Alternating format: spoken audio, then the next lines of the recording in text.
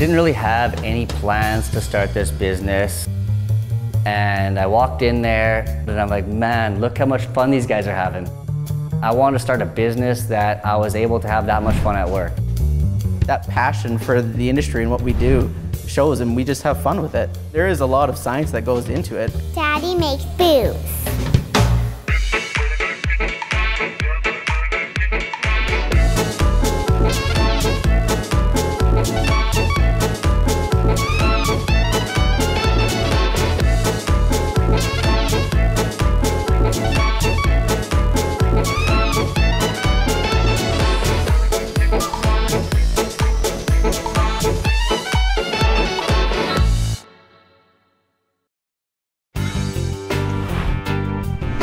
Hi, I'm Craig Holland. I'm the founder of Stumbletown Distilling. Been operational in Saskatoon for about 2.5 years now.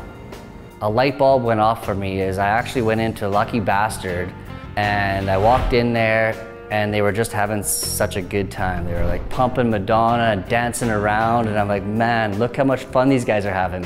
I want this. Didn't know it at the time, but that was my inspiration. It was like, I wanted to start a business that I was able to have that much fun at work.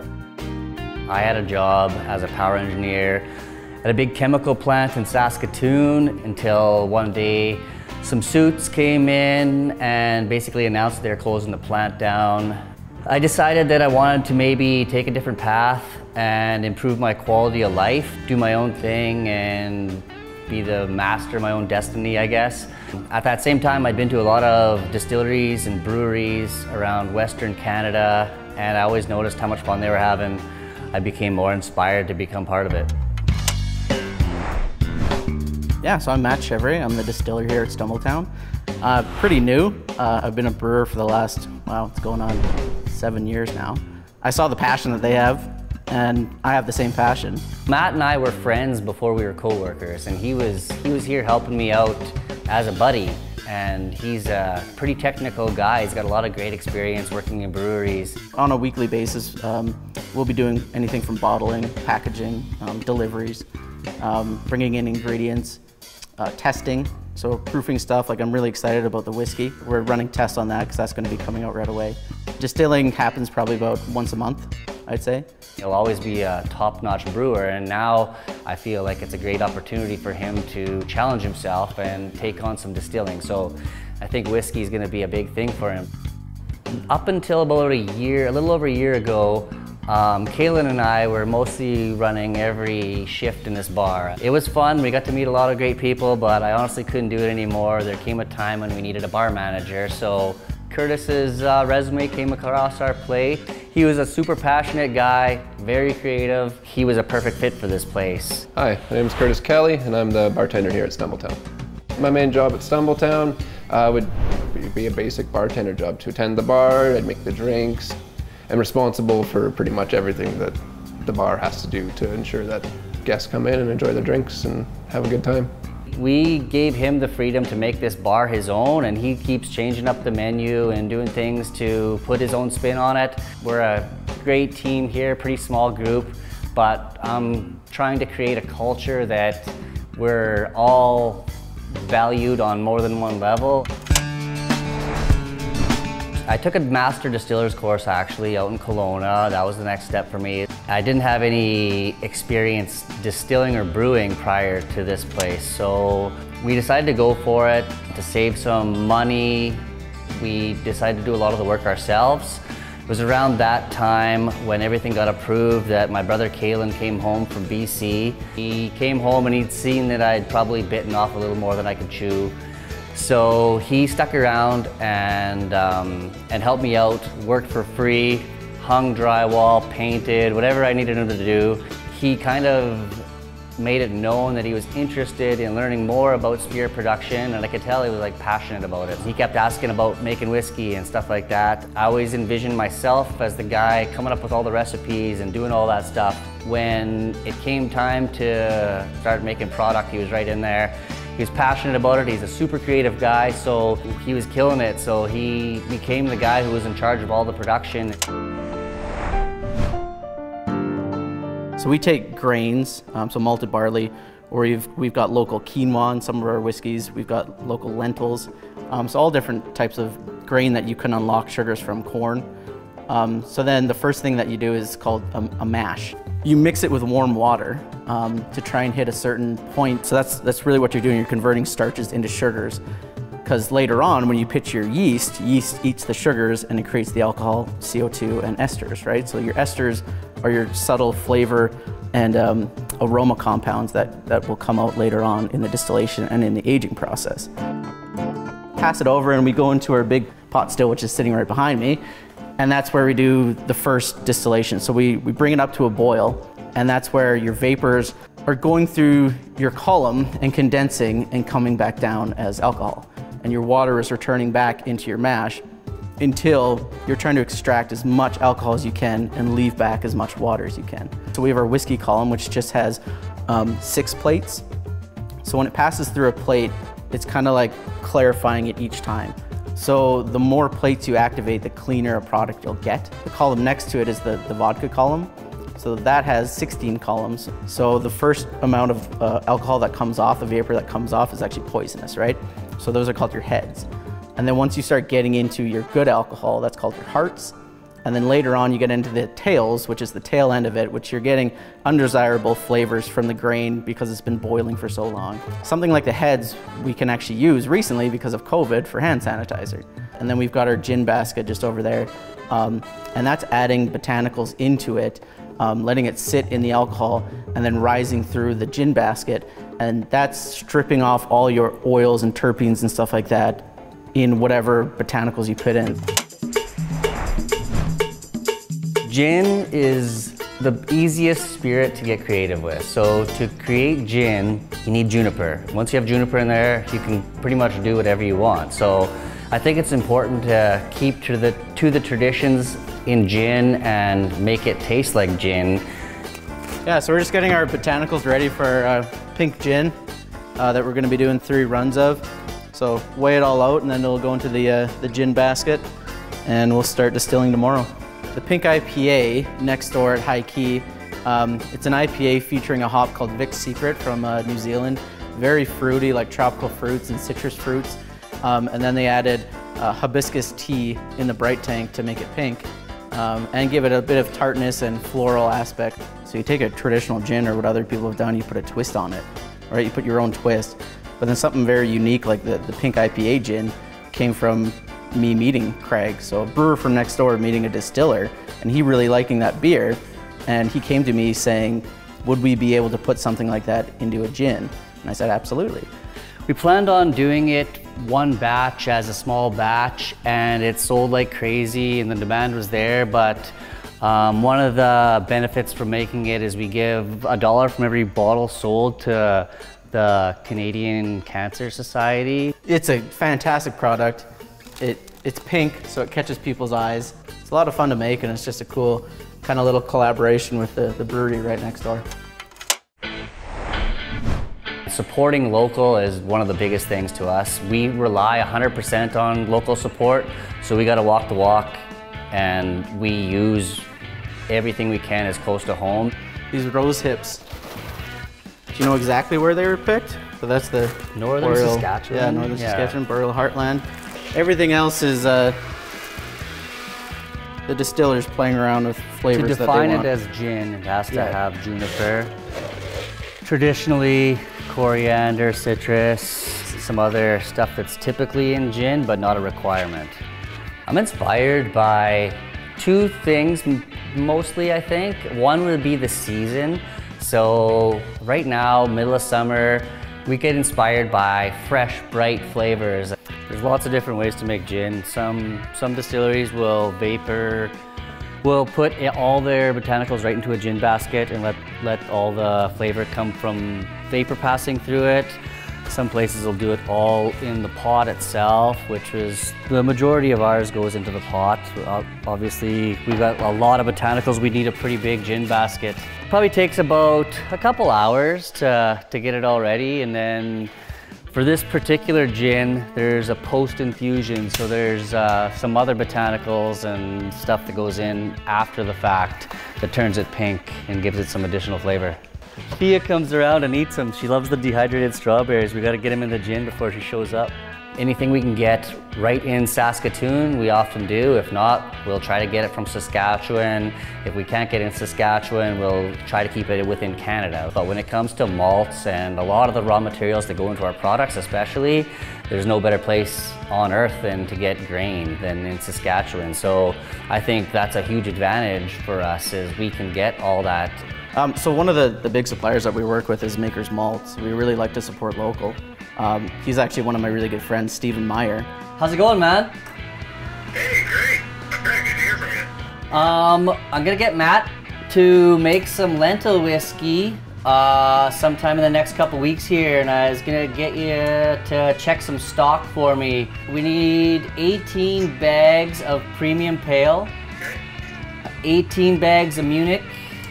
Let me know if you can stop by. We should be here. I'll give you a shout when I'm heading in, and we'll... Sounds good, man. Yeah, I'm super excited about the whiskey. We've been trying it for the last couple months, and I think it's the most unique whiskey to come out of Saskatchewan right now.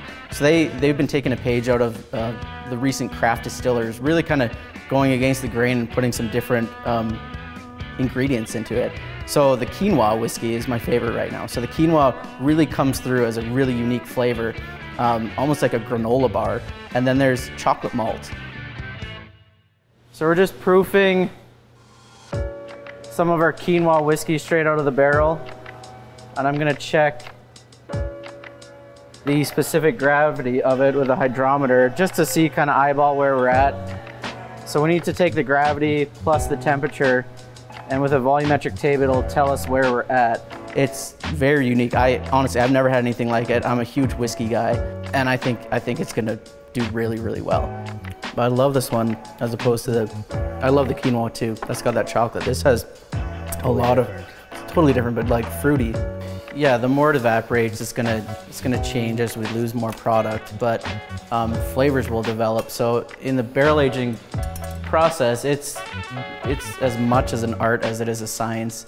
The lentil was a lot of work. The very first batch, we actually, my brother and my dad, my mom, and my sister, everybody but me, cleaned the grain by hand with some screens and like got it from a local farmer.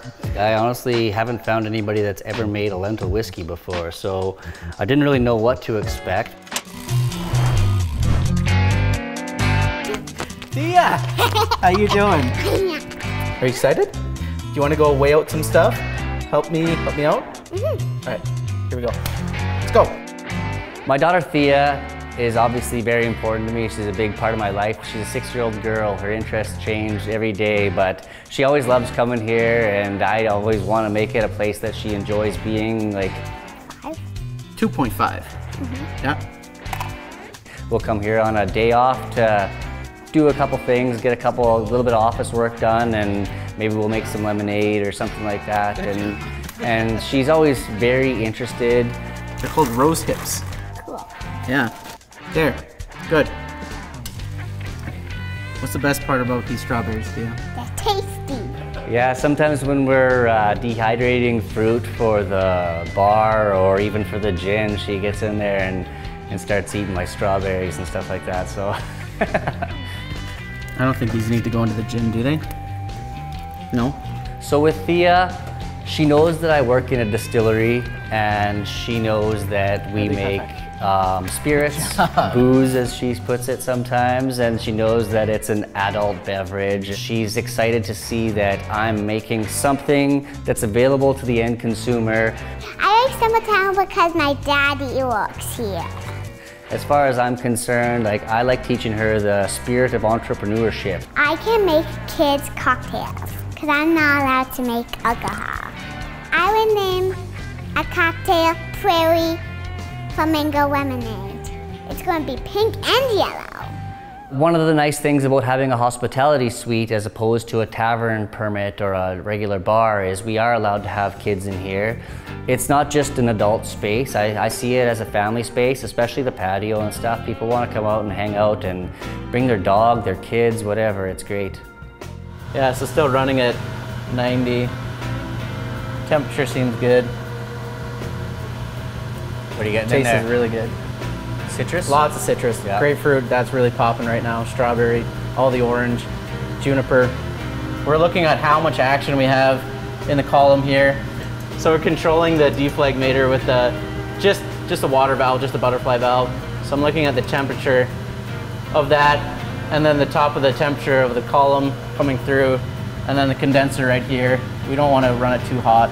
Oils will attach themselves to vapors at different points in the distillation. So the distiller decides when you start cutting into tails. Like, at what point do you feel the taste is changing to something undesirable? Yeah.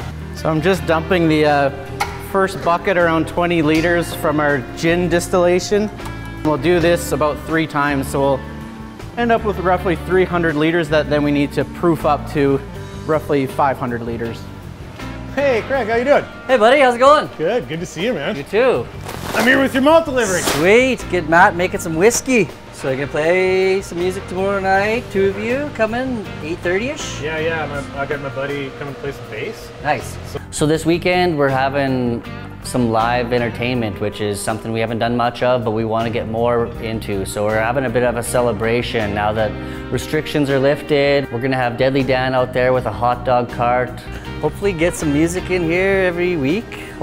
See how it goes, but yeah. Tomorrow night should be good traffic. We got the radio station coming down in the afternoon. And sweet. Right on, man. Well, thanks for dropping that off. I'll see you tomorrow night. Looking forward to it. Yeah, man. Looking forward to it. Sounds good, buddy.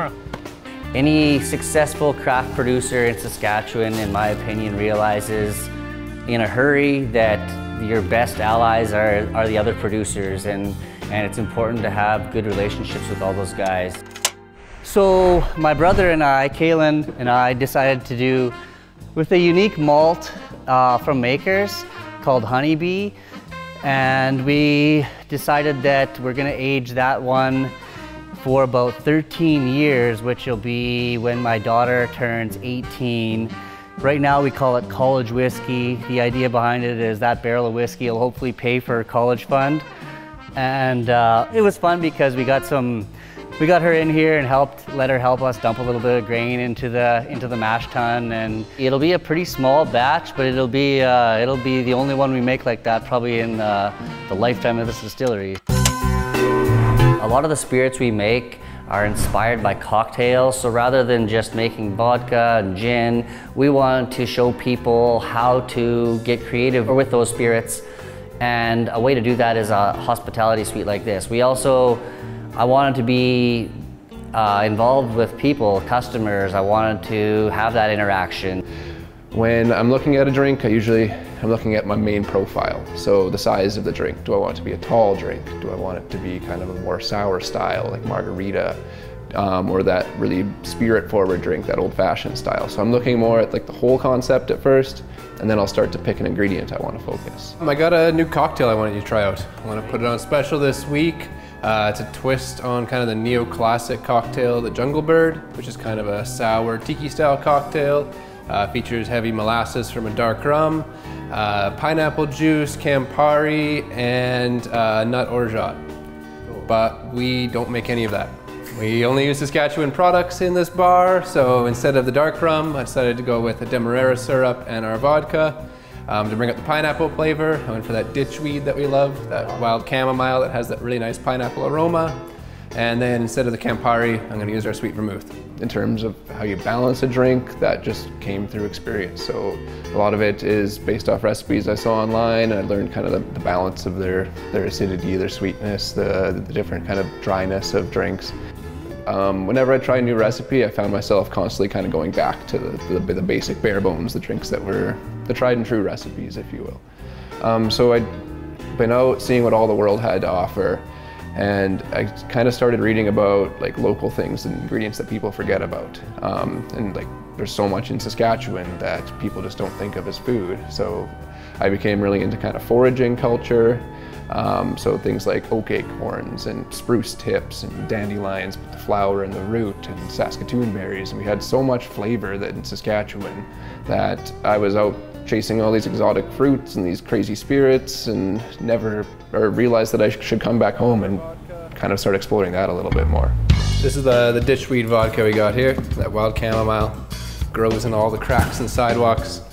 Some house-made rhubarb vermouth, really emphasis on the bitter notes. bittered with wormwood. Actually has rhubarb as well, very floral, very citrusy. So we use Prairie Bee's mead for the base of this vermouth. Bring some more tropical notes. There's always that balance that you're looking for of like the dryness, which when I say dryness, I mean alcohol percentage, and that balances out with water usually. And the sweet and sour is a big one. But then I'm more looking for a flavor. So do I want a nutty component in the drink? Do I want a floral component in the drink? It's not an exact science, and every person's different, so it depends who I'm making the drink for. Whenever we do a mixology class or something like that, Curtis talks a lot about the importance of balancing the cocktail and the ratios to use to achieve that. So you can't tell people what they like to taste. Yeah, exactly. That's the money shot. See how much I spill. I'll bring those aromatics up. So we got the wild mint sprig. Or not wild, this is mint from my garden, but some not quite whiskey cherries. So this is my twist on the classic Jungle Bird. This is the Prairie Bird. Yeah. No, I think it's good. Do a special for this week? Yeah. Nice. Put that on feature. Made a nice little chalkboard sign for it as well. So Stumbletown, to me, this place was always a destination, someplace that you'd bring your friends and family. But the Stumble, I guess, was a playful way to allude that we're a distillery without promoting stumbling. This is just a gravity head filler, so pumps it into the top reservoir out of the tank. It goes through a filter. When you push them up, a valve retracts and it just fills them up to the right level, 750 ml. We recently rebranded our products, and the biggest difference, I guess, is in the gin. It's got a small front label and then a two-sided back label. We're pretty impressed with the way it turned out. When we were looking for a logo, one thing I realized is I kind of like animals. The stumbliest animal that's local that we could think of was a moose. So we had a moose, but it just wasn't quite weird enough. So we put a guy up on there riding a moose. So the stars and the circles incorporate the skies that we have here. The subtle step down in our logo, like the actual word Stumbletown is another one that not a lot of people notice, but I'm a big fan of the subtle branding. Yeah, so the moose you can see against the Coliseum, and we just wanted something as a background, so Craig Wilson, the designer, came up with this for the Caesar gin. And then for some of our other ones, like our original gin, it's a purple moon in the background, and so we kind of went a bit kind of cosmic space themes.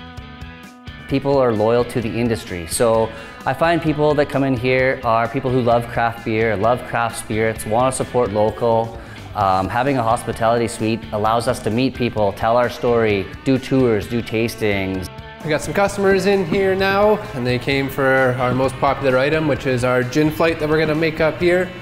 Basically, it's kind of 4 cocktails with 4 different gins in kind of a highball style to highlight the flavors of each of the gin. Start off with the gin. This is the original gin. This is the Caesar gin. So these are the sea buckthorn berries. All right, guys, here is our gin flight. So I'll walk you through what each of these options are. So starting off on your left is obviously our Caesar. So the gin itself is basically a pre-spiced Caesar. All the spices you taste were put into the pot still itself. So things like garlic, onion, cherry tomatoes, we threw Worcester in there. We threw bacon into the still itself. So it comes through as a clear spirit. You just mix it with Clamato, it makes a really good Caesar. For extra garnishes, I really like over-the-top presentation. I think a beautiful drink in a beautiful setting is always going to taste better. The next one is our original gin recipe, so that is our oldest gin. I personally find it a very woodsy, kind of Saskatchewan-esque gin. The next one right here is our newest gin recipe. It's actually a gin-based liqueur called Saskatoon Slow Gin. Last one we got here is the pink IPA gin on the far right there. It was inspired by a beer they brew next door at High Key. So it has a beautiful pink color from the hibiscus flower, and it's a very lightly hopped gin.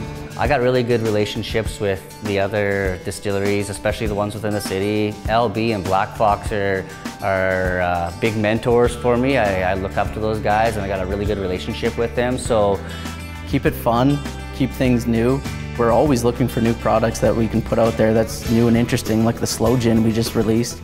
No one's released one of those in Saskatchewan yet, and it's been flying. Stumbletown is an oasis of creative local flavor. Let's put our own spin on it. There's so many ways to get creative with that stuff. That's the nice part about having a business like this. There's not many places where you have 100% creative freedom.